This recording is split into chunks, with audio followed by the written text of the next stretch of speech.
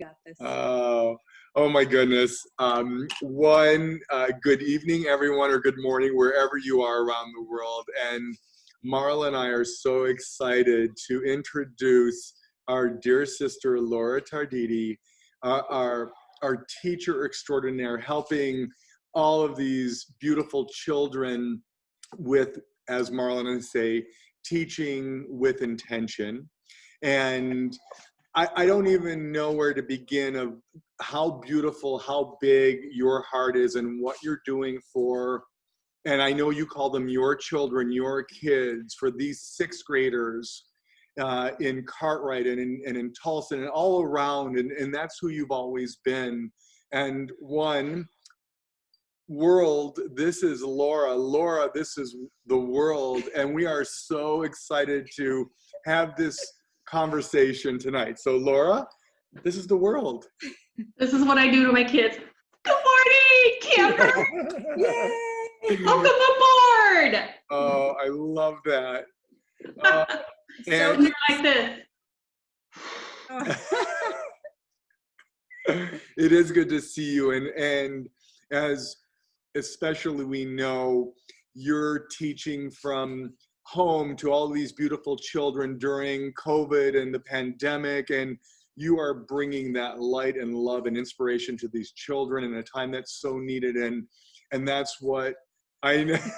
I may actually come steal your props because I love those. It's kind of like you're at the golfing and you're holding up the sign quiet, or those are so great, by the way.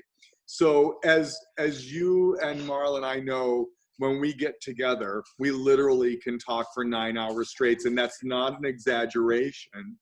And it's usually me and Marla talking, well, usually me, because I'm very shy, but this is really for you tonight, and on a very special day, a very special month, that we seriously are so blessed that we get to hear you share your story, your journey, your life, and where you are today and what you're going to be doing for the future. So it's all yours, girl.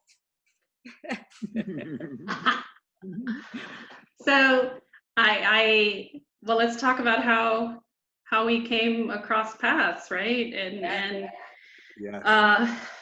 Boy, had a dear friend of mine introduced me to Katie Bird Kylene, and I call her Katie Bird. She sounds like she sings when she speaks, and I came to one of her get-togethers, and thinking it was it was going to be a healing session, and it was Scott and Marla Berger, this couple, and it was about a necklace, and I was like, oh, that's neat. Let's see. So, and I remember Katie had to come in probably a dozen times. Y'all, the lights are going to turn off. The story is so long. The story, of this necklace, and gosh, I was interested. Certainly, I was intrigued. Certainly, I was, on the edge of my seat. But I never. I believe very much in intentions, and that's what this is all about. And it's connecting people, and it's putting intentions out there, which indirectly connects people. And boy, I can tell you from, which we'll get into more in a bit, but had a lot of trauma as a child, and so sleeping was an issue. My mind would be full. My mind's still full, but I can let it go. For hours, I would have data or things, license plates. I would have numbers. I'm big with numbers, and so I would have credit card numbers as a kid, social security numbers, addresses, license plates for hours in my head, right?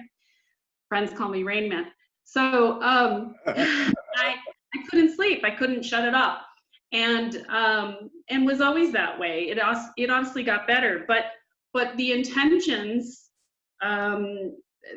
that I set on that day, I'll never forget. One was health, because of my history, because of where I've come from. including physical and mental. And then two was success, because I was, and I still am, and I always will be, but I was on a very big journey still of well-being and life. And then it was, gosh, oh man.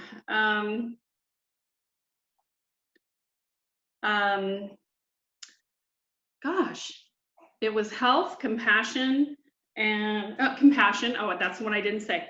Compassion and success. And compassion was, honestly, it was mostly towards myself, because I needed to give more towards myself. So it was like, I'll be there for, for someone else in a heartbeat with compassion, but in empathy. But boy, it would be tough on myself sometimes. And I think that's a big thing with people. So health, success, and compassion.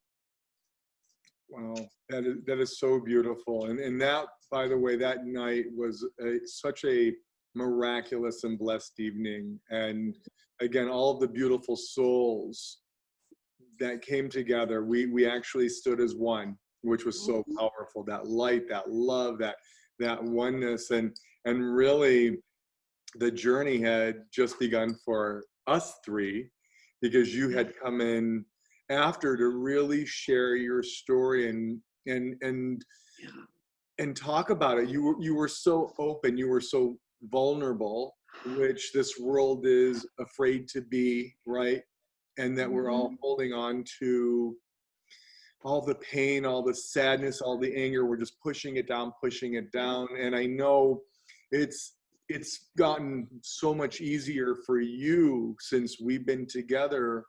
And Marla and I know tonight is so important, because we talked about this prior. This month of September is suicide awareness, suicide prevention for not just the adults, but the children that are going through so much in this life right now. And here we also were talking about what you talked about in class today, bullying or domestic violence, or the things that, and again, as open as you want to be, can share your story, your childhood, and really that's. Well, hold on. One of the things that I wanted to unpack first before we got a little bit heavier, which is that Laura had mentioned that she chose compassion, and almost as if you had to, like you felt guilty that you were putting compassion for yourself. Yeah. And, it's interesting, because what we actually talk about, and we've talked about with you as well, is the importance and significance of to place compassion or the intentions for ourselves first. Because if we don't have compassion for ourselves, or kindness for ourselves, or love for ourselves, then how can we possibly have that for someone else? Yes. How can we give that compassion to another human being if we don't even feel it for ourselves? I know now you feel differently and you think differently. That was, a couple years ago, right? Yeah, it's been. But now we understand that that's the conditioned mind, that we're not supposed to be taking care of ourselves first. But in fact, we need to really look inside so we can continue to help others, especially a teacher who is giving so much of herself to her students.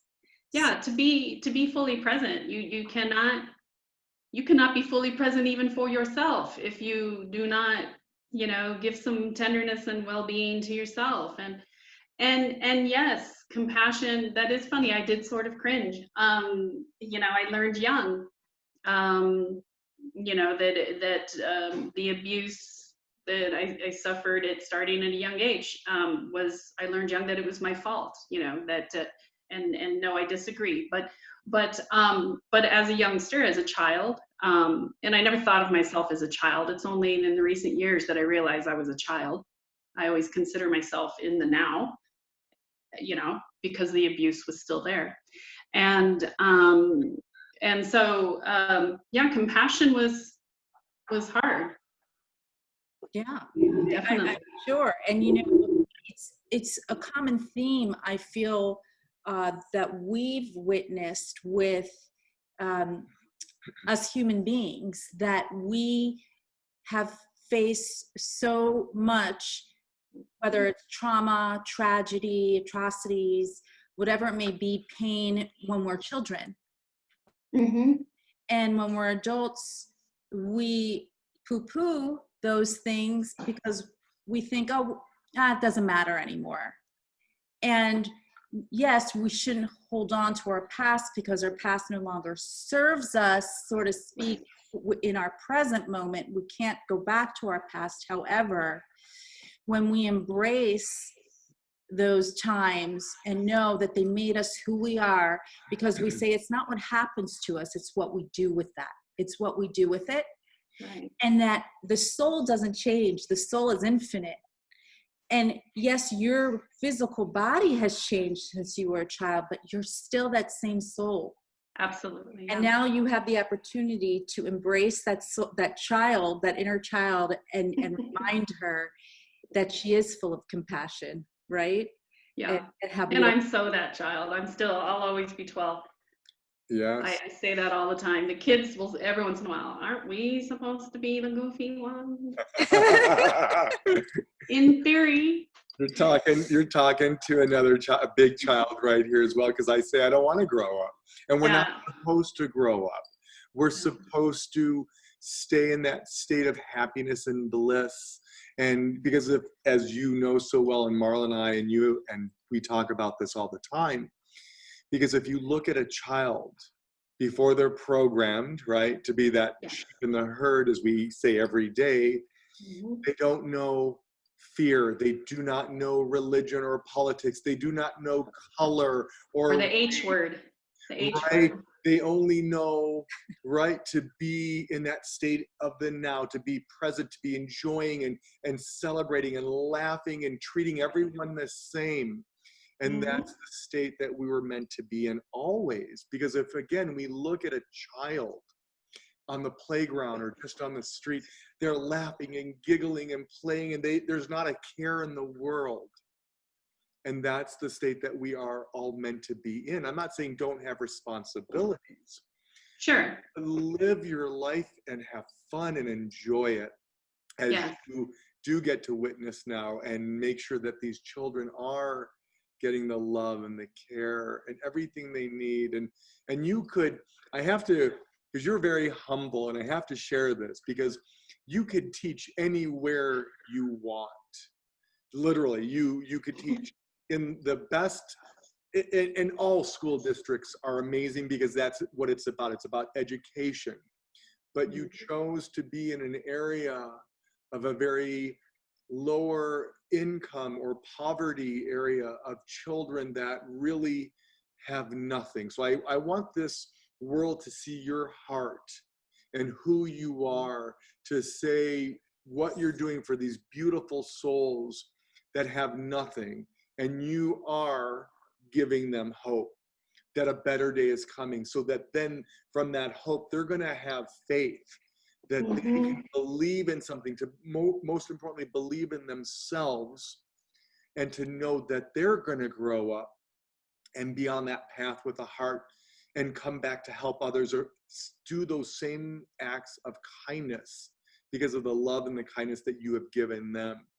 And Marla and I, and not saying it to be rhetorical or patronizing, but we are so proud of your journey and who you are, meaning your authentic self, your truth, and what you were brought here to do.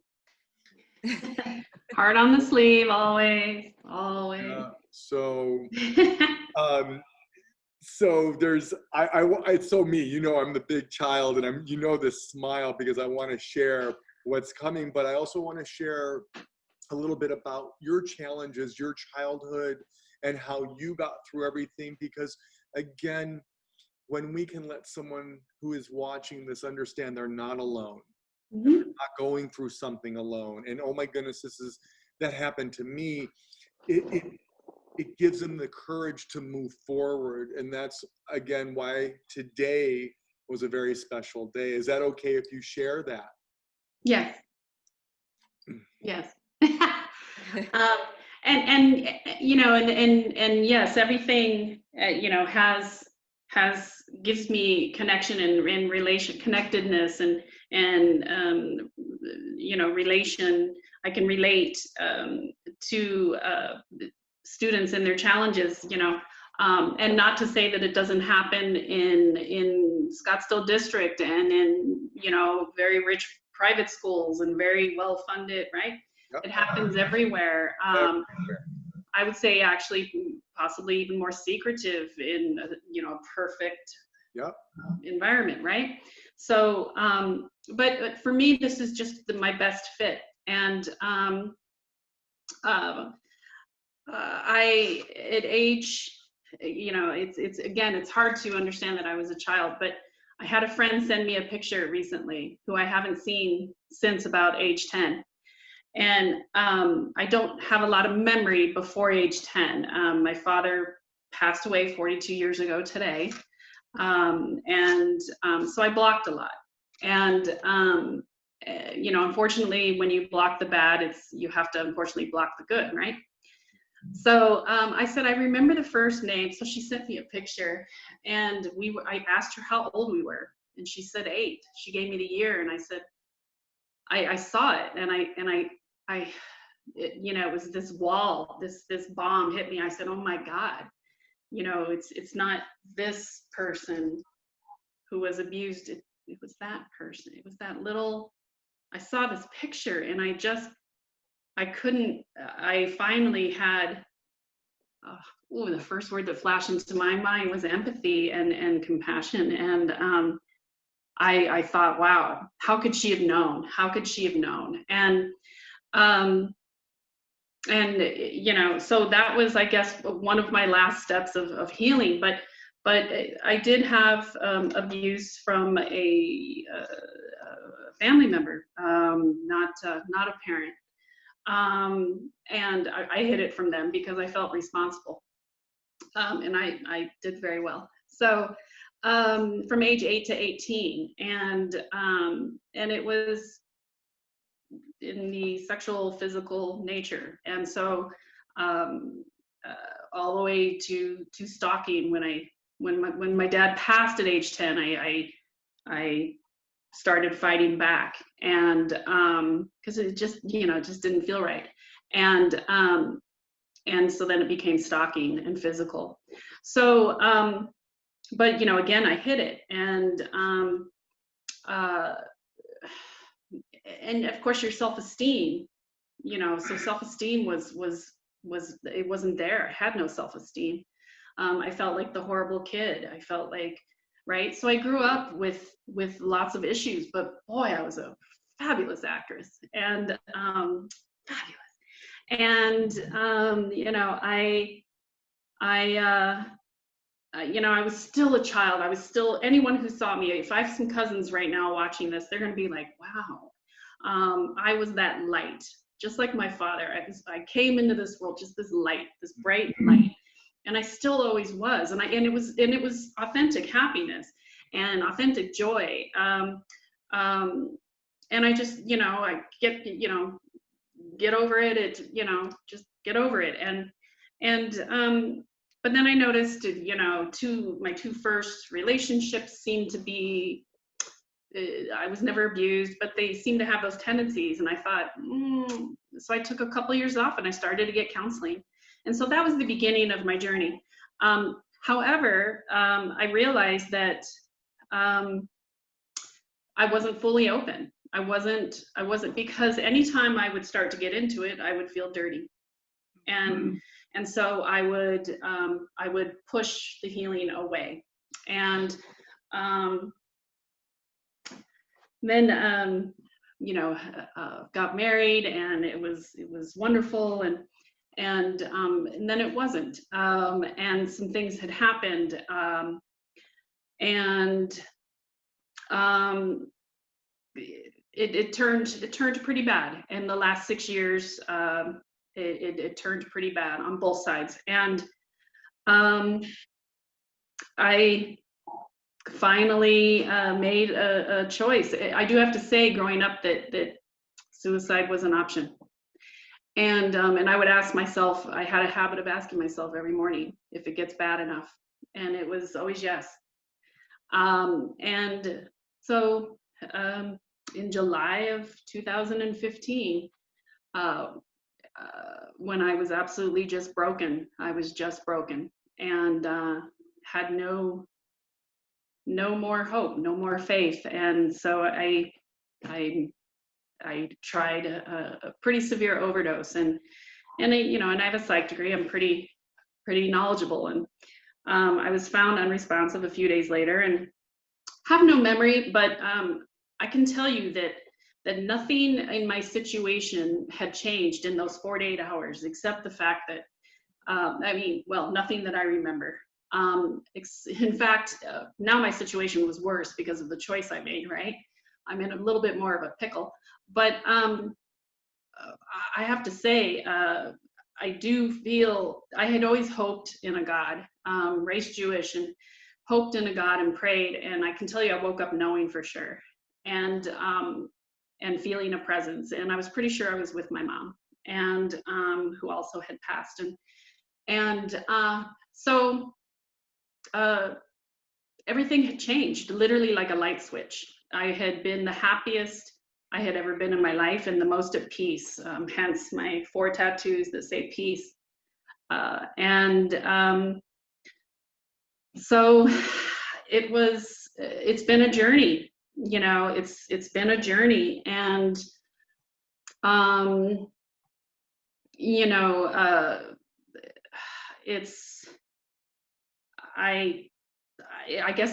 guess you would call it a low, right? And yet I was at the highest point at the same time. And because I was just purely vulnerable, I was so ready. I was so raw and so ready and so eager and so hungry to live and to everything. And I didn't care. I had been over medicated for a few years, and I was numb. And it came to the point at the end of the marriage, which was not a good marriage, that I wanted to be numb. And so yeah, and I didn't want to be numb. I wanted to feel, and I knew it would include pain, and I didn't care. I just wanted the gift of being able to feel pain even. And I was ready.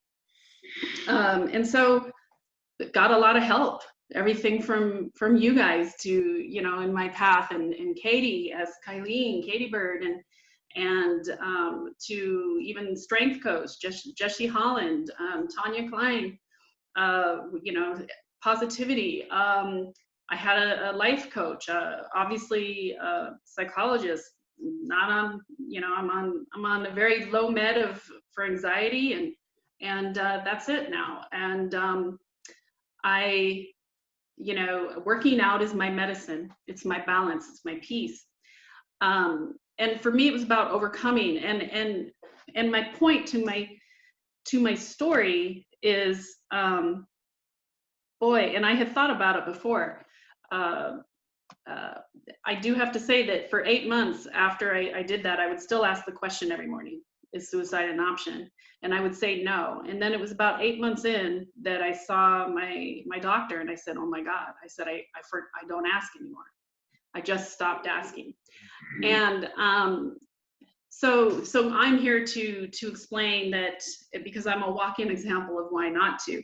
I can tell you, we don't need to get into details, but it's quite a shocker that I did survive, medically speaking, with what I took. And so I'm here, there's so much more to why I'm here, and such a purpose, multi-purpose. And one is to show people, God, I swear, because I've been there, that this will never pass, this agony will never pass. And it's so not true. It's so not true. It really will. And as we're younger, it's even harder to understand. You know, as we get older, we see, because we practice, right? Right? When you're young and you start walking, you fall, and all you see is falling, and you don't see success, right? You don't see that you'll fail and fall forward, right? But as we get older, we see that, I made it this time, right? So it takes practice. Success takes practice, right? And of course, as a child, we think we know it all, right? And parents, who the teachers, right? And I had a kid try and lecture me today, but uh, Was it but our daughter?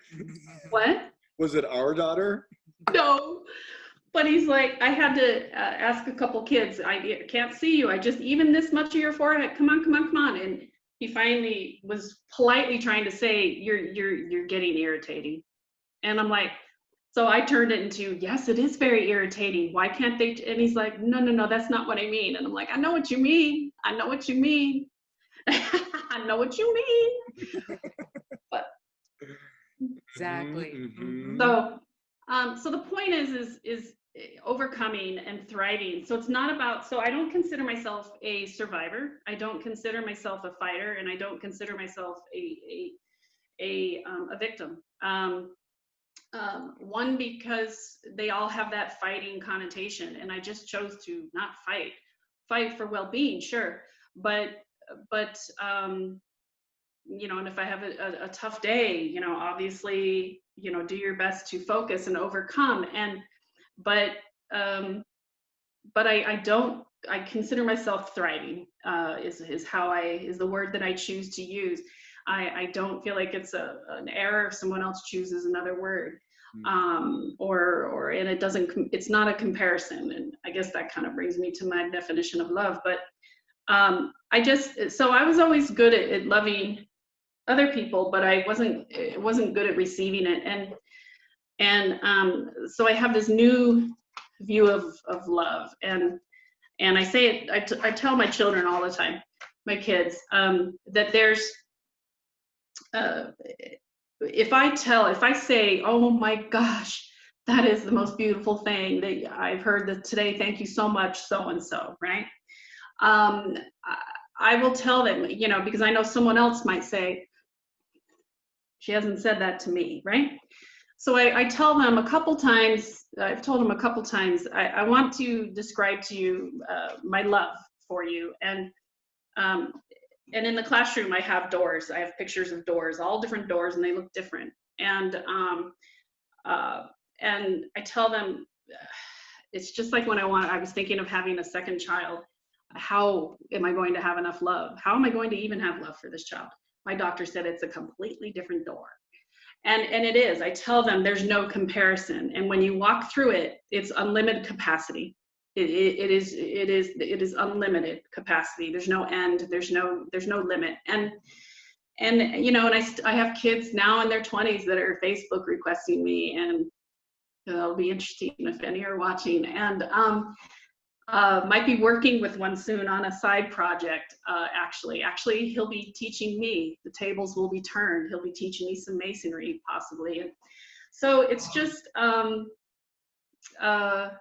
you know, yes, vulnerability and humble. I've always been humble, but and I had, you know, big moments of vulnerability. But I finally was just raw to just be receptive and open to healing and well-being. Wow. Thank you for sharing your heart. Thank you for touching our hearts, because that was not easy. And the courage that you just shared, as you would say, I'm giving you props. And thank you for Sweating, definitely sweating. No, thank you for all that you do for these beautiful souls, these beautiful children, because this is our future.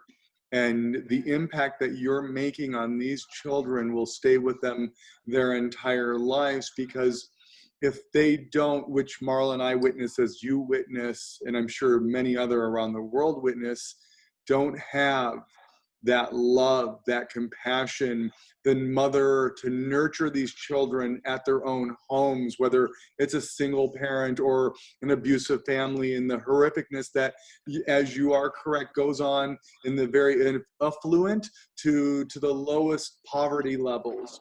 So don't think, not my house, right? Yeah, It goes yeah, on everywhere.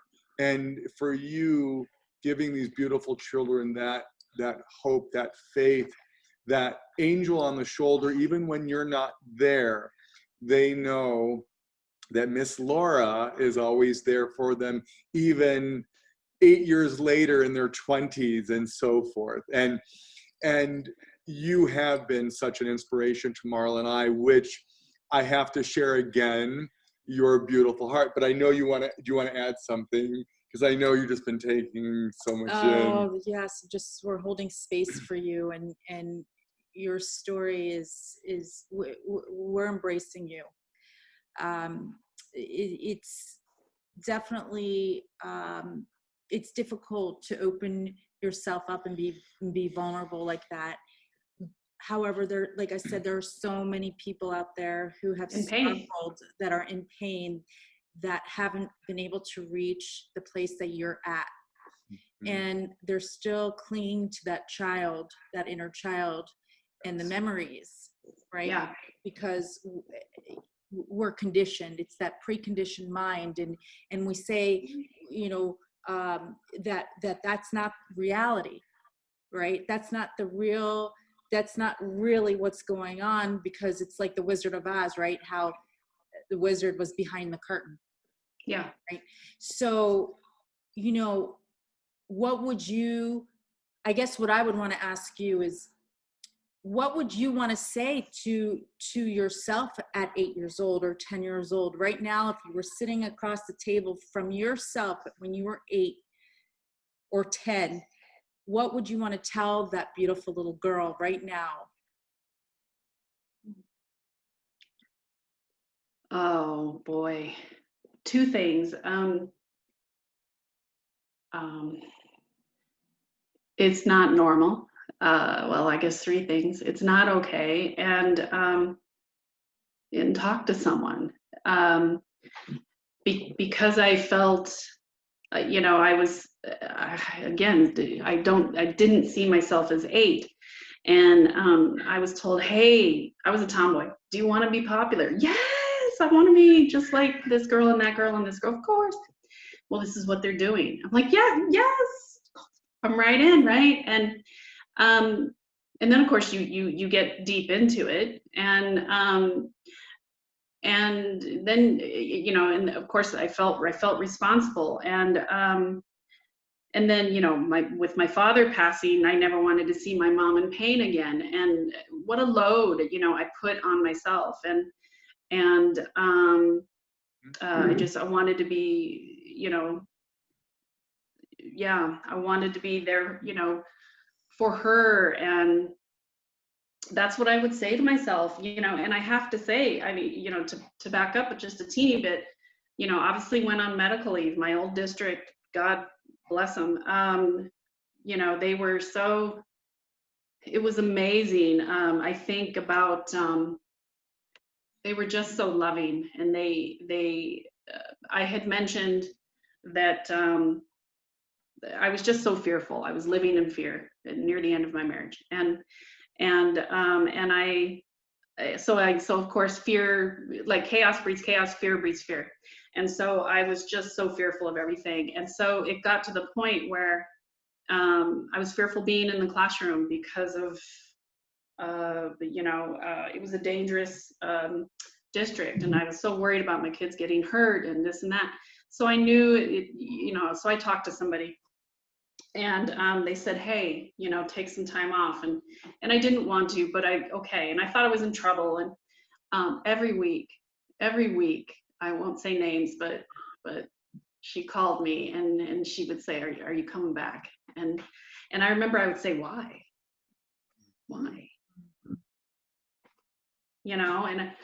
and yeah, compassion. And for the whole year, they kept They kept asking.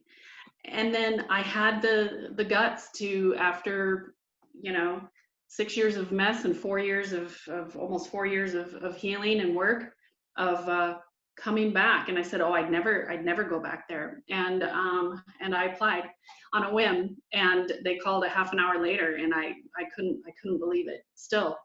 And this was a year and a half ago, or 2 years ago. And I panicked, and I said yes, but then they sent a contract. I had an interview. They sent a contract, and I turned it down. I chickened out, and I was like, how am I going to be reliable? Am I going to be dependable? Am I going to be, right? Doubt. I had doubt and fear, and I was just like, wow, they wanted me back.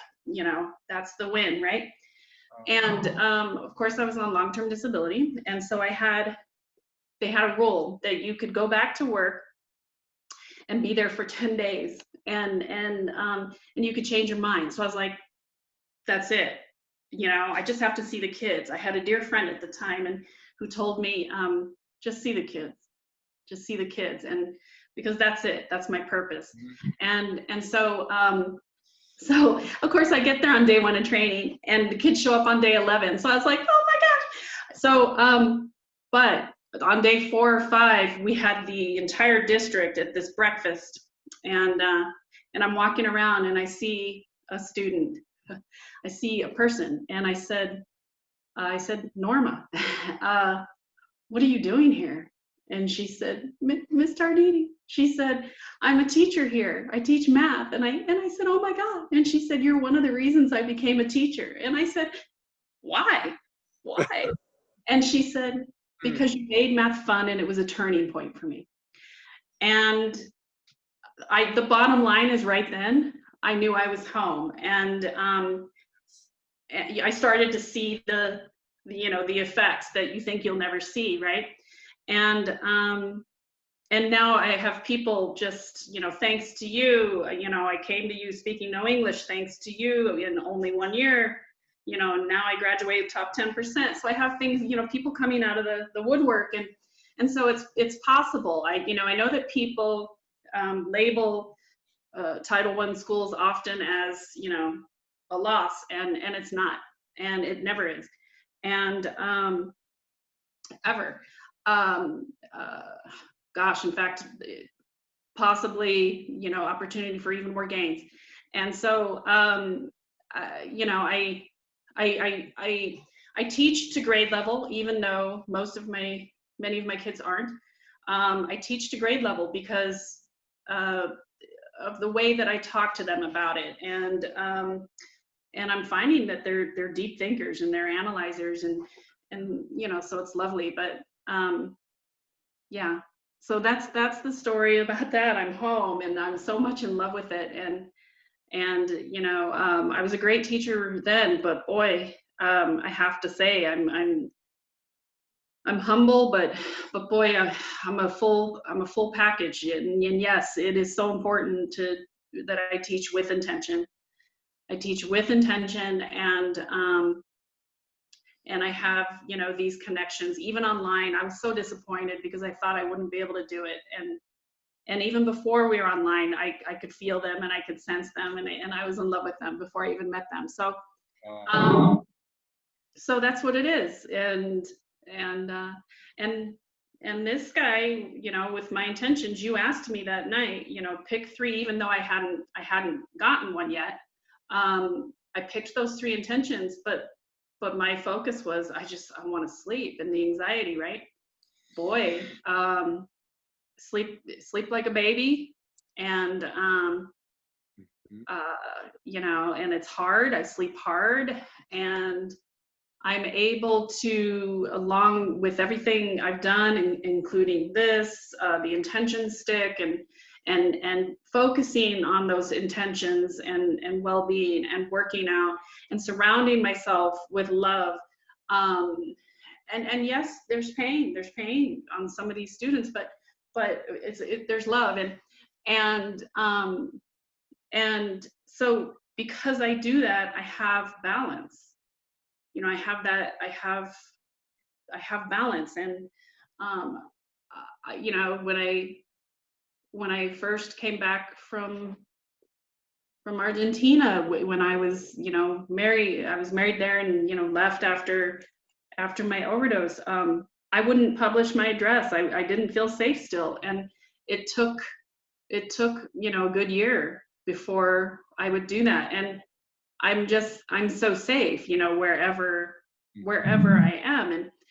And boy, you know, talk about being tested this year. As many people, yeah, but what if, okay, so your life is great now. Your life is great now. So of course you're not suicidal. Of course you don't think of suicide. Your life is great now.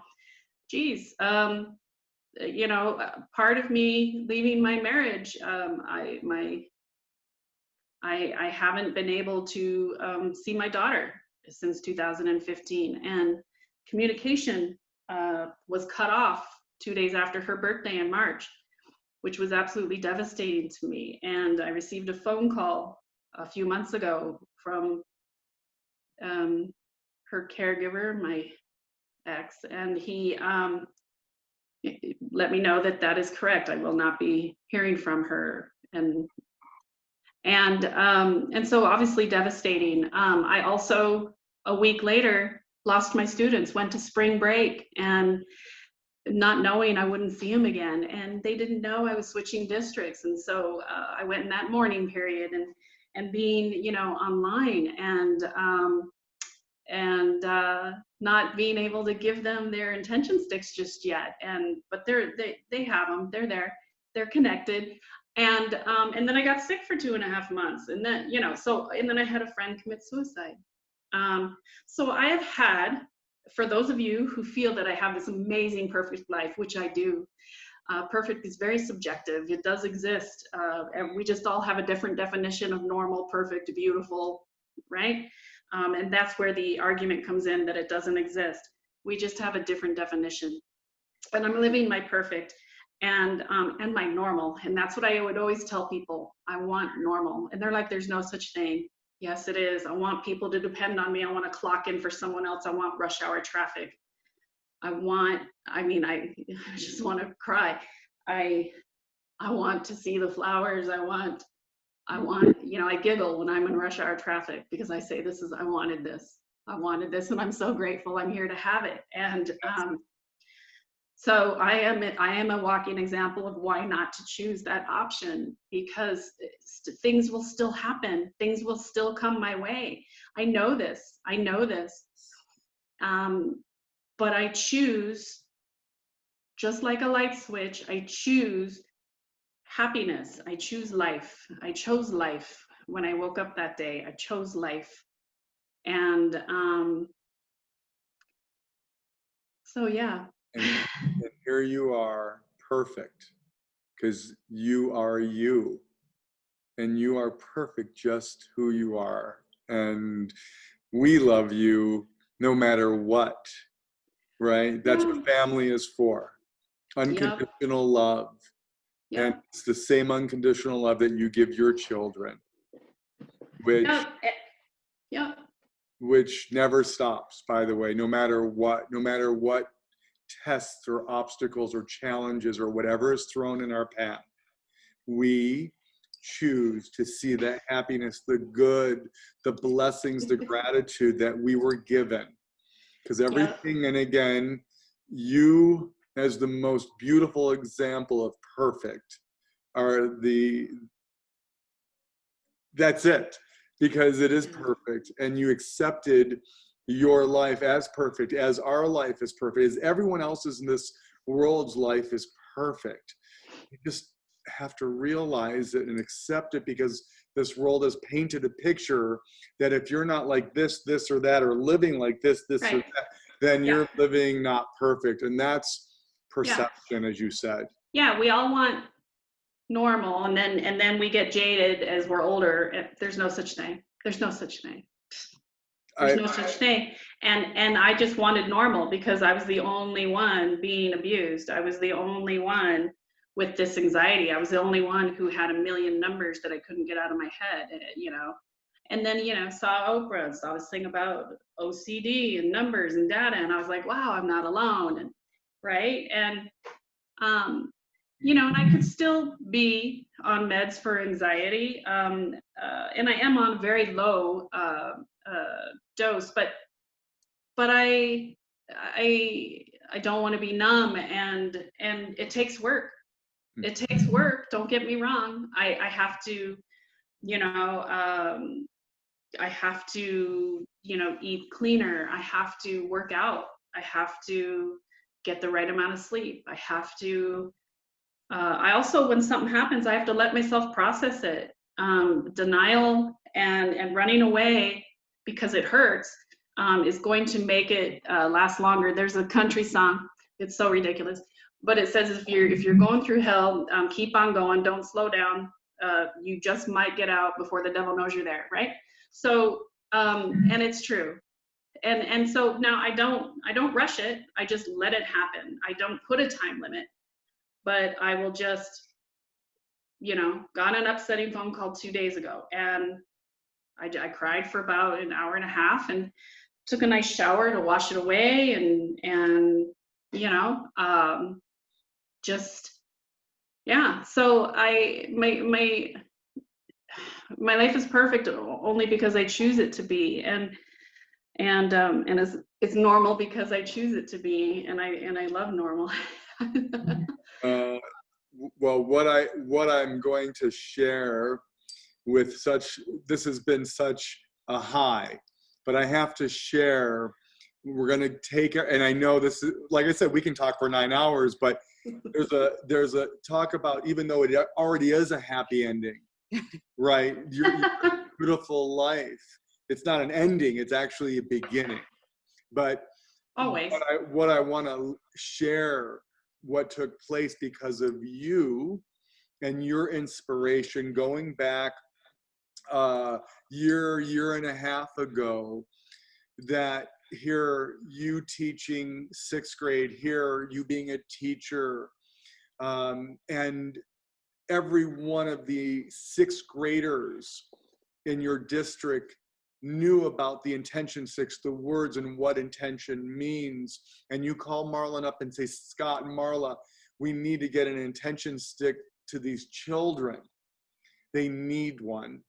And asked if we could make a prototype, or can I do a spin-off? I'm like, okay. You said, oh my God, prototype, we need to talk. Yeah, we're already working on something. Wait, be patient, something's coming.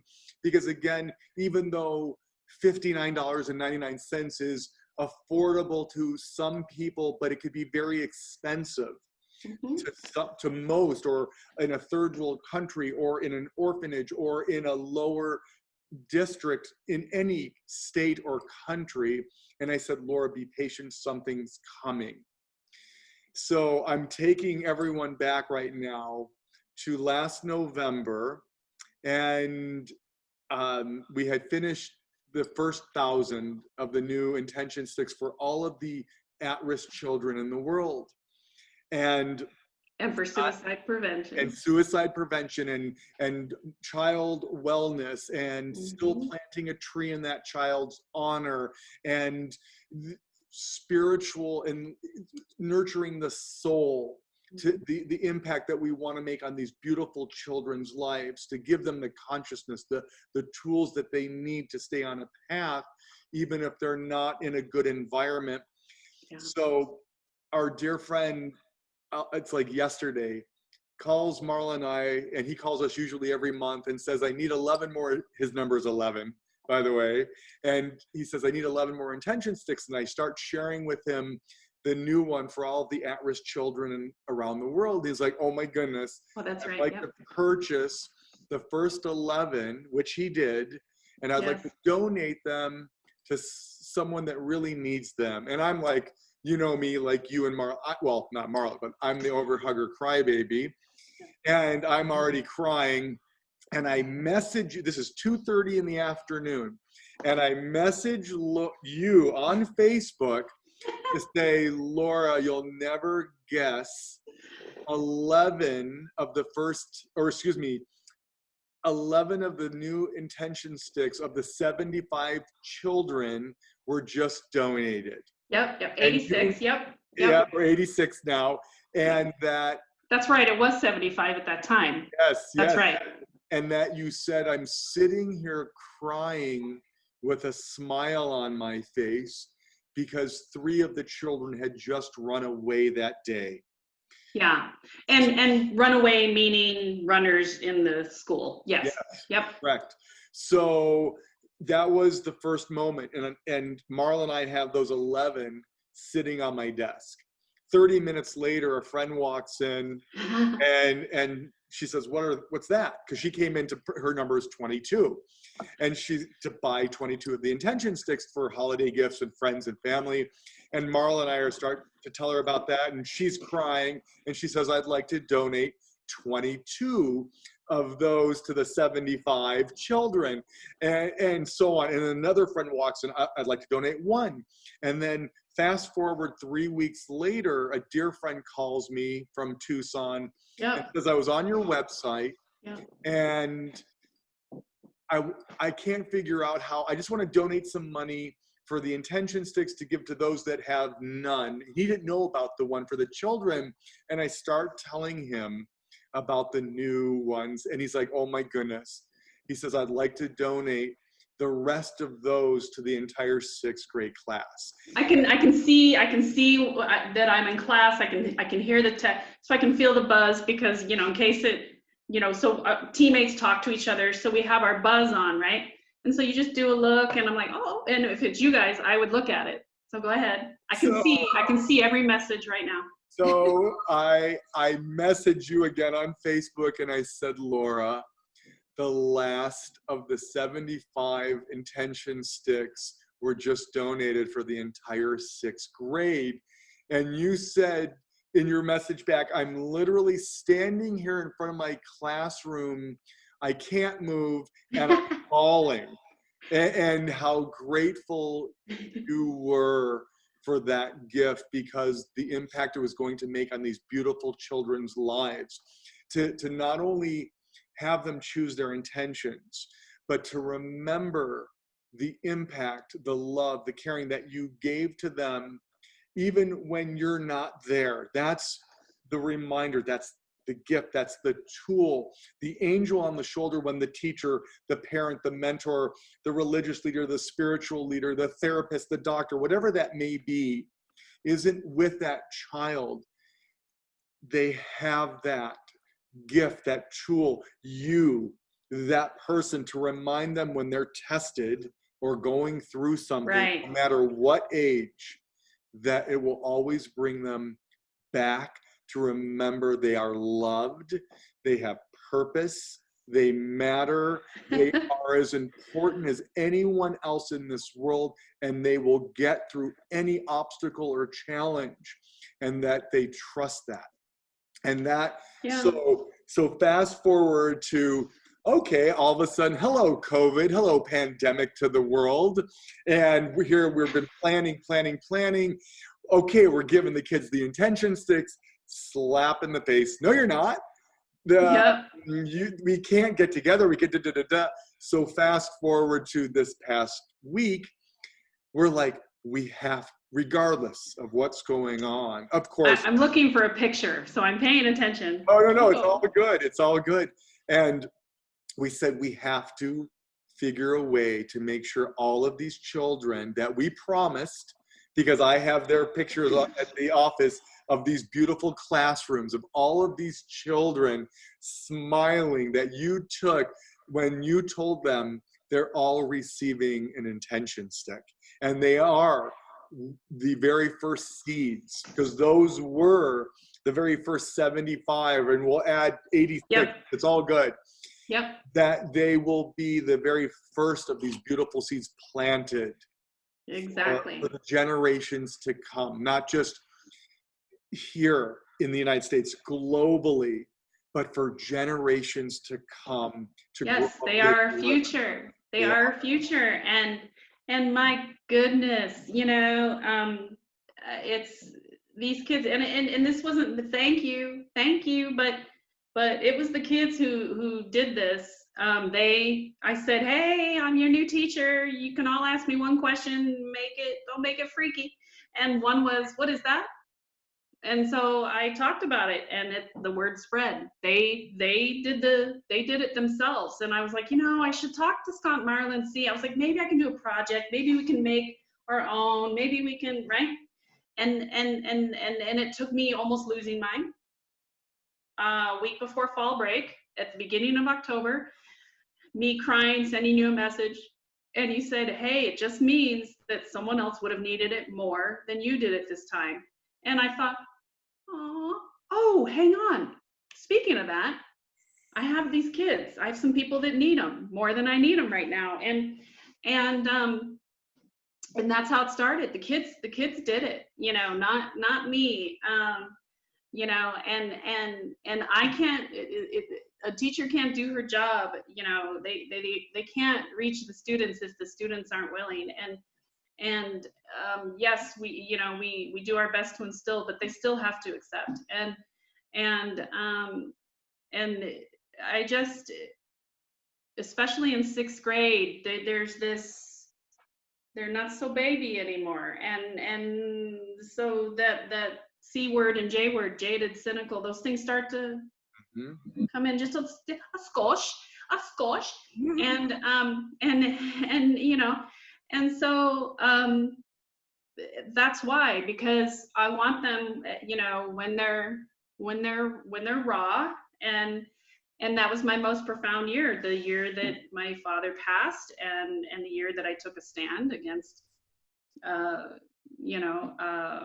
person abusing me, and it turned into a different type of abuse. But so I made some changes, and yes, these kids, I mean, they're our future, and they still know they're getting them. I promised them, I said, we'll always be connected, and we will get them, even if it's through the mail, even if it's, even if it's, whatever way.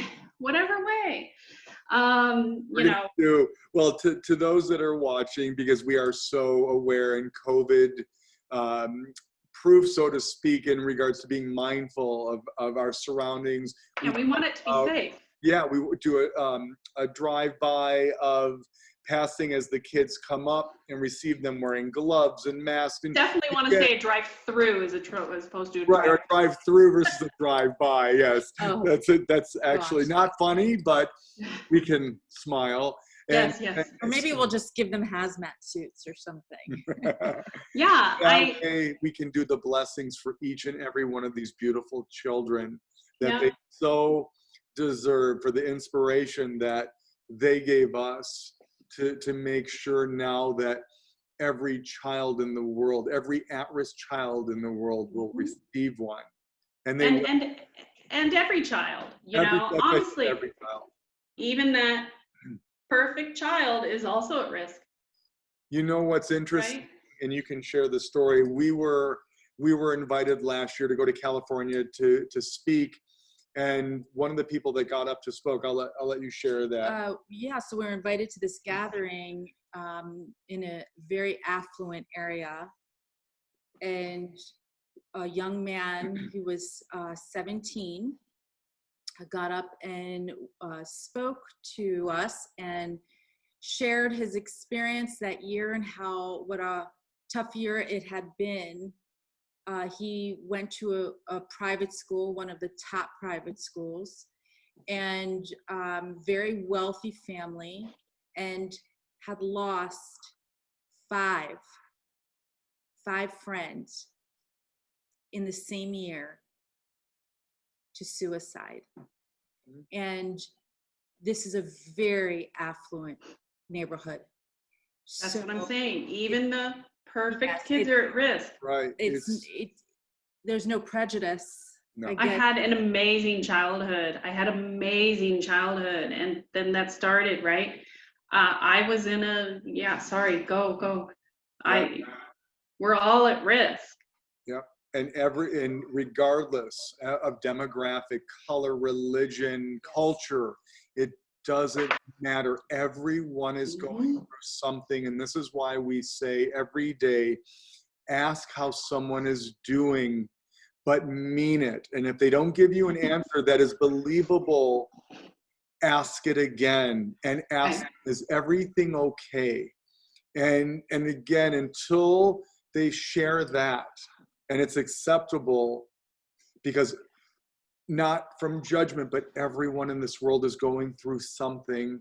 And as we said, it's okay not to be okay, but we have to be there for one another to listen to the pain, the struggles, the challenges, the obstacles that they may be going through, because you or Marla and I or whoever is listening may be the one individual that was there at the right moment to let that other person know that they exist and they matter, and someone actually recognized me and saves their life.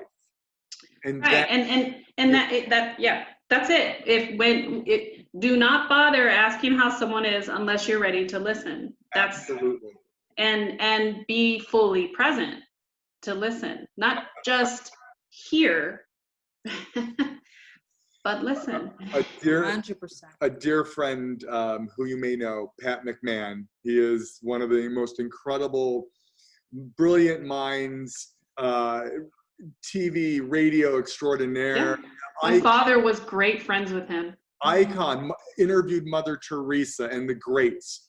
He had a radio talk show, and my father does. It's the God Show that he still does every week, and we were honored to be on. And that he shared one time with me he was at the studio or the TV studio, and there was a guy that no matter what you said, hey, great, doing good, or whatever, it was just as you're walking by, says, hey, how are you? And the answer is, I'm fine or good. But Pat shared with me one day, just to see if this person was actually listening, when he said to Pat, how are you? Because Pat would always say, I'm good, I'm doing great.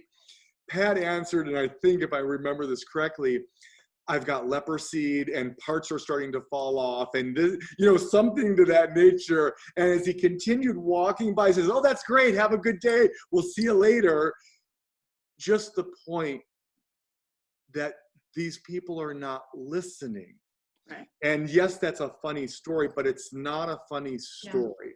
Because if we are so self-absorbed and not paying attention to what's actually going on, because and Marla can share a beautiful story when she was at one of the grocery stores, as she was checking out, as we always do, we always say to the checkout, whoever, the store, wherever you are, how are you? How's your day? Again, to really ask what's going on.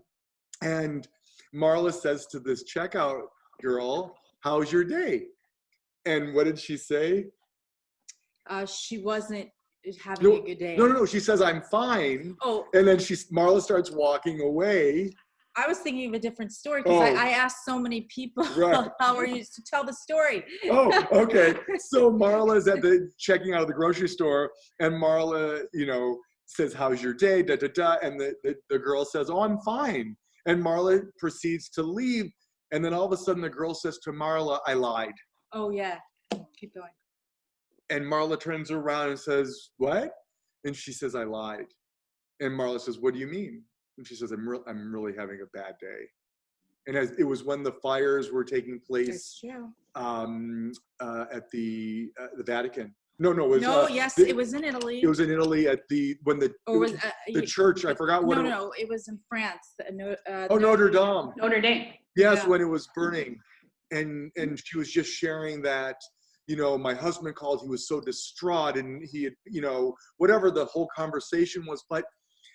That's the difference of listening, or actually when you say, how are you, or how's your day, you mean it from your heart and soul. It's not, have a good day, kiss, kiss. It's caring for another human being that is standing in front of you at that moment that you were supposed to have been brought together for a bigger purpose, or that divine moment.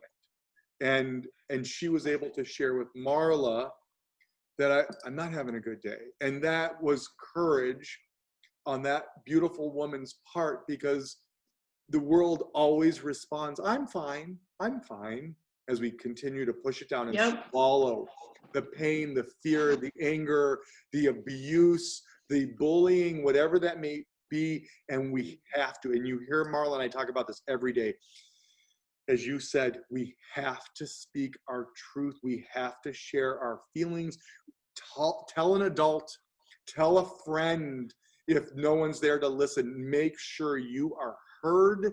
And if someone is not listening, ring a bell.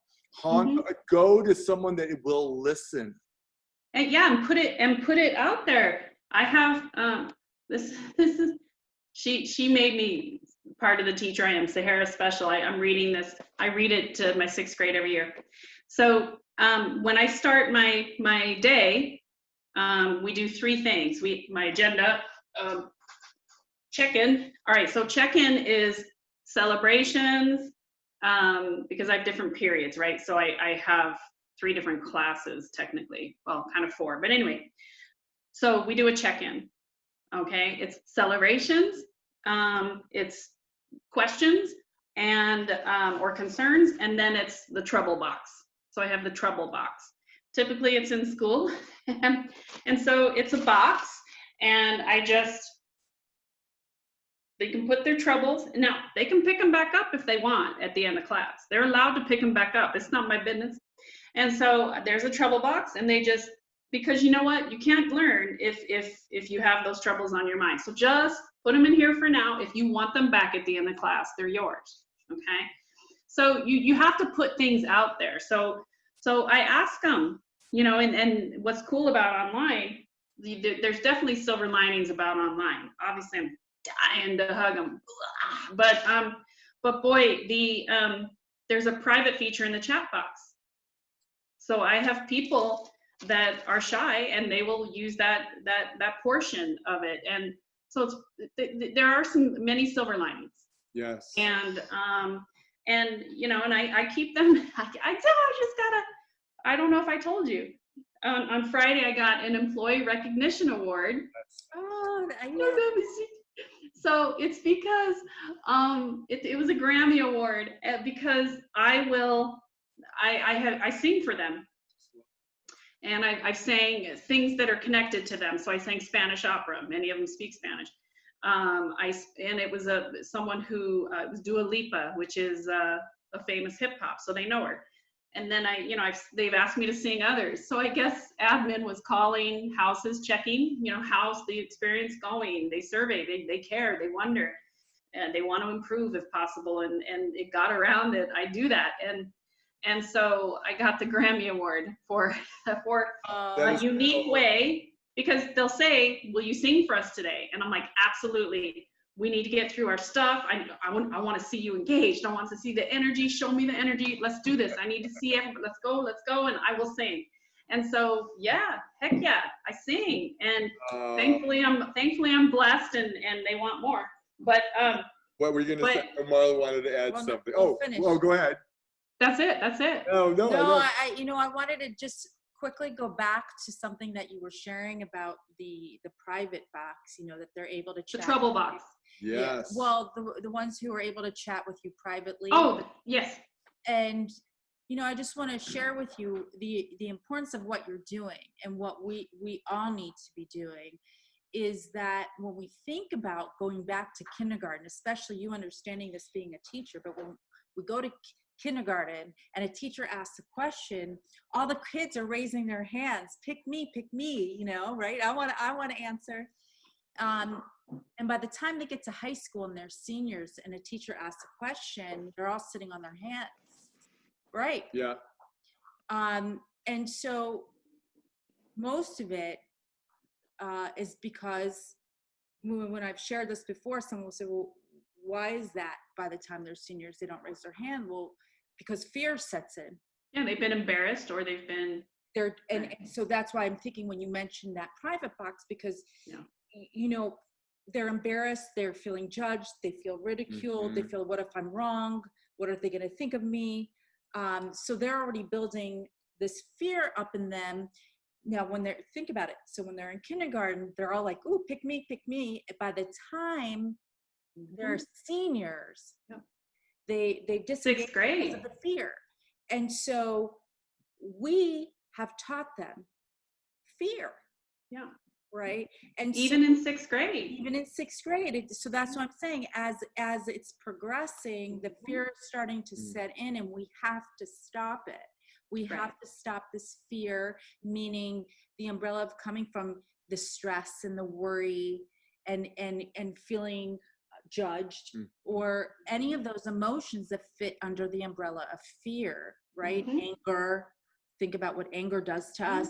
And so we have to teach them intention, and to have the courage and the self-love and the self-compassion and the self-success to overcome any challenges and obstacles that we're faced, because as human beings, we're designed to face challenges. It's just part of life. Part of life is to face those challenges. And like I said at the beginning, it's not what happens to us, it's what we do with it.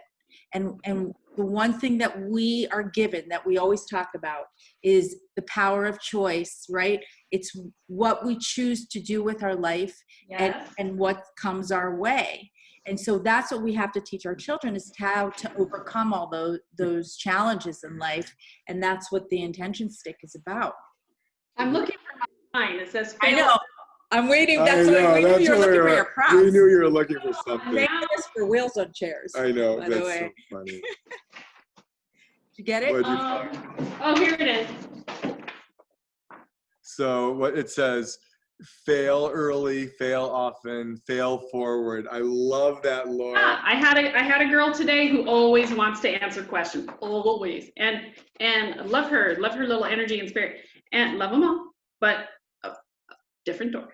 So she says, she was raising her hand, and then I kind of changed the question midway, and she's like, well, I don't know if I'm gonna get it right. And I said, go girl. I told you guys this earlier. I said, go girl. I said, it's gonna get us that closer to success. I said, you be the brave one, go. And she did. And I was like, yes, that's definitely part of it. Who else? Go. And there's this, Is there more than one way to an end result? That's right. And so we talk about, you did not walk the very first time, and I love it. I love it when I make a mistake in class. I love it. And there's always a few that I know last year when we were in person, I would turn around, I would write something, and I turn around and there would be like 3, and I can't say names, but I'd be like, I'd see their face going, and so I would say, I would look, and I'm like, what'd I do? And well, I think you transpose those 2 numbers or whatever, because I taught math last year, right? And I'm like, oh my gosh. So I was very famous at saying, so it was 24 divided by 8, right? And I would say 24 divided by 3, right? And they're like,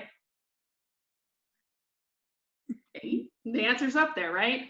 So I love it when I make a mistake, because it connects, and you're human. Yeah, and for me, I need for them to feel a safe environment, and so I really put myself out there, and that's why I'm goofy, because I consider myself goofy as heck, firm as heck, and compassionate as heck. And I, depending on the person I'm talking to, there could be an F word, goofy as, but yes. So I'm all of those things, and so yes, it's some extremes in one way, but it keeps the energy going, and it keeps them connected, and I need them to feel safe, especially in this forum. So I literally have probably a dozen students. I have 85 this year. I literally have a dozen students that I have never seen their eyes. I only know their forehead, right? And I'm okay with that. So I'm flexible, because I'm like, I know the hair, or I know that hat, or I know that, right? And so I know it's them. And I'm like, listen, as long as I know that you're still there. Now there's some that, of course, this happens as the period goes on.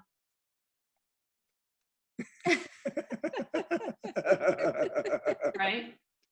Oh, that's great, Laura. And I'm like, oh. And I'm like, okay, so here's the deal. Don't don't straighten your seat up. I said, because I have a feeling that you might slouch again. Just do this with your camera, you know, right? I'm like, let's do it that way. But I mean, and I have kids that, you know, so they build trust with me and I build trust with them. So I have a couple kids who have really bad connections, right, with the internet. And I tell them, they're like, I need to have my camera off because it lags. And I'm like, sweet, check in with me. I just need to check in every once in a while, and I'll check in with you. Okay, so you know, won't say a name. I'll change the name. Okay, so Jimmy, what about you? You with me? And he'll either put in the chat box, or he'll go, yeah, you know, or you know, turn his camera on for a second, give me a thumbs up, and so I, you know, and then I have kids who try and stretch that, and I'm like, no, I need to see consistency. When I see consistency, just like you need to see consistency with me to feel safe. I don't know that you're there. I don't know that you're there. I need to know you're there. Yes, I kind of panic. Yes, I need to know you're there. And you know, so it's very you know, they need to feel safe. And so I give some flexibility, and it's working really well. I mean, I couldn't believe, even in person, I think I told you guys, even in person we just had benchmark testing, and even to get 100% of sixth graders tested is a rare case, but online, oh my gosh, imagine, right? We got 98.8% of our kids tested, and that's because I'm not a jerk about it. I literally will be like, okay, you guys go ahead, log into this, do your writing prompt. We'll do a warm up, bell work, ringers, right? Work on your vocabulary words. I'm just gonna go on mute for just a second. Yeah, hi, this is Star Dating. Oh my gosh, excited to see so-and-so. We're in reading class now. Yeah, awesome. I'll see you then. So I get them connected, you know, and I don't say, hey, you know, and I also have what's called Go Guardian, where I can actually see their computer screens, and I'll have kids that aren't in class and they're on YouTube, and I'm like, hey bud, I'm so glad you're connected. We're in reading class now. Come on in. I want to see you. I can't wait to see you. Okay. About a minute later, hey bud, we're in reading class. Okay. And either they get on, or the third time, I'll just go ahead and shut down their YouTube, and I'm like, come on, come see me. I can't wait to see you. And they'll come in most of the time. So it's about keeping our motto at our district, and I just love it, is go slow, stay connected. Go slow, stay connected. And connected means everything. It doesn't just mean connected online. It means connected. And it's working, and it's really awesome. And you know, while there are benefits to in-person, of course, like every teacher, would love to be in person. And I dream of the day. Oh man, can you imagine when I meet them? Oh, I know. And I don't think I could be any more full. My cheeks and my smile. I know. And by the way, I think this is a record. This has been the longest Zoom, beautiful, which with more love. Like I said, Marla and I could talk for 9 hours with you, but I'm just. Laura told us at the beginning. Yeah, we're gonna need to sleep. Well, normally I say we're gonna need to sleep over in a long weekend to get through our stories, but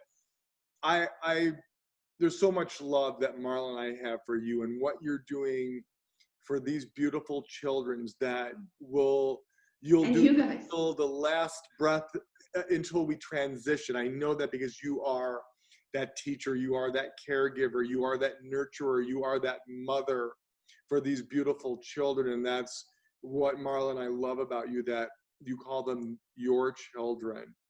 And they're my kids, and I don't apologize to say that you know, I love you. Today that kid who was like, you're kind of irritating me, you know, I was like, I appreciate that you're just skirting the line and you're not getting disrespectful. And I was like, God, I love you, so-and-so. I love you. I was like, you know, and oh, thank you for being you and sharing your story. And the last thing before we end, even though I don't want to, what would you say, and I know Marla wanted to ask this as well, but what would you say right now to whether a woman, whether it's a young woman, a young girl, or an adult, what advice, what wisdom could you recommend for them, how the intention stick would help them and how it has helped you? Oh my gosh. Be open, just be open. And again, as we discussed earlier, anything negative going on, this too shall pass. It really will. It really will. And it can still actually be active. You can see someone who's sick. And I mean, I was sick for 2.5 months, and I was sick for up until 2 weeks ago. I taught, and I was still, it's a mindset. It's a choice. Now, yeah, I was sleeping 12, 13 hours a day, those days, but it was a choice. But it's also the highlight of my day.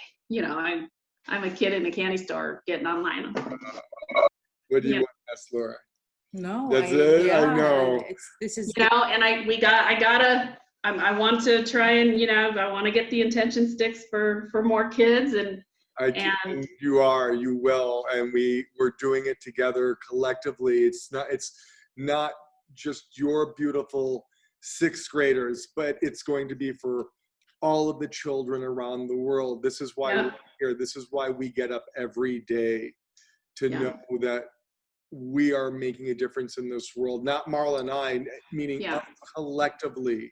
And right. that's why we're all here, and we're doing it. And as we, I just want to say that if there is anyone who's listening or know of someone who is struggling, I want you all to know, or anyone who's listening, that Scott and I and Laura, and of course God, whatever you believe in, is there for you. We are all here for you. Please reach out to and we want you to know we are here for you. Yeah, and yes, message us, call us, email us, whatever that may be. You're not alone. Anyone. And suicide should not be an option. It should not exist. It's not an option. And as sorry, we say, our dog is barking. And we say not on our watch. Right. That we do get messages every day from those going through struggles and challenges, and we get back to every single person, and we speak about that every day to make sure that you are not feeling alone, that whatever you're going through, whatever pain, whatever sadness, whatever difficulty, please message us.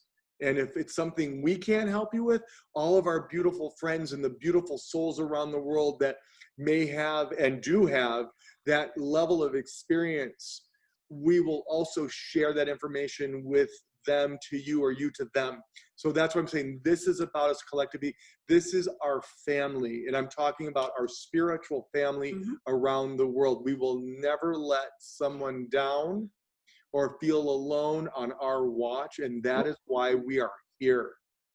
And yeah, and even if it's someone that we've never met and someone that we don't know, the intention is out there. It's we are thinking of them, and we are here for them, and we are with them, and we are hugging them, and we are our mind is present for them, and our heart, and hence the same with my kids, our check-in, and at the end of the day, celebrations, and if you want to pick up the troubles, no one seems to pick them up, which is pretty cool. But so yeah. Thank you. Thank you for this beautiful, inspiring evening. Seriously, so full, and we love you so much, and our sign up. I love you. one, we love you, we honor you, and that you are as important as anyone else in this world, which I know you already know.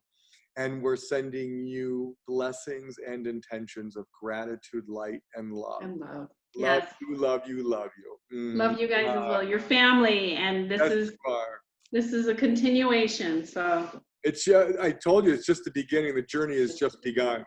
yeah, And children are we have the many to reach. and this beautiful, which I know you've heard Marla and I say, but it's an ancient Greek proverb that says a society grows great when old men plant trees in which they know the shade they will never sit in. Sit in. Yep. And that's why we say this for the children, the grandchildren, the great-great-great-grandchildren, to grow up living a life of intention, to eradicate all the negativity and hatred in the world, so that we do see everyone the same, that we do live in a world of peace and happiness as we know heaven on earth. So we will see you soon. Mwah. I love you. We love you more. I love you. I love Kissy. The kiss. I do that at the end after celebration to my kids. I see you tomorrow. I give the kiss. I give the kiss, the hug. The kiss, the hug. I see you tomorrow. And that would want me coming back to see you tomorrow, by the way. And I will probably see you tomorrow. Mwah. I love you guys. Thank you. Love you.